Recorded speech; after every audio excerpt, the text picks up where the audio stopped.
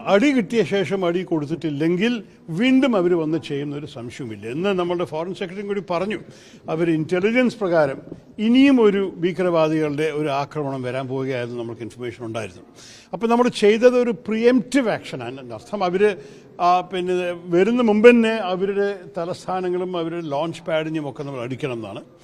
ഈ 9 സ്ഥലം അവരടിച്ചത് അത് സ്പഷ്ടമായിട്ട് ഇന്നത്തെ ബ്രീഫിങ്ങിൽ തന്നെ 21 സ്ഥലത്തിൻ്റെ പേരുകൾ കാണിച്ചിട്ട് ഇതൊക്കെ അറിയപ്പെടുന്ന ഭീകരവാദികളുടെ സ്ഥലങ്ങളാണ്.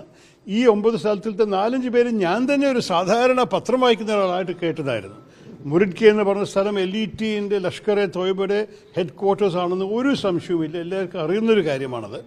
അപ്പോൾ ഇതിനെക്കുറിച്ച് ഭാരതം ഒരു തീരുമാനം എടുത്തിട്ട് ആക്ഷൻ എടുത്തതിന് ഞാൻ 100% പിന്തുണ കൊടുക്കുന്നു എന്ന് മാത്രമല്ല, ഞാൻ അഭിമാനത്തോട് പറയുന്നു, ഒരു ഭാരതീയരായിട്ട് ഇതൊരു ഗൗരവത്തിൻ്റെ ഒരു കാര്യമാണ് നമ്മുടെ സർക്കാർ ചെയ്തത്.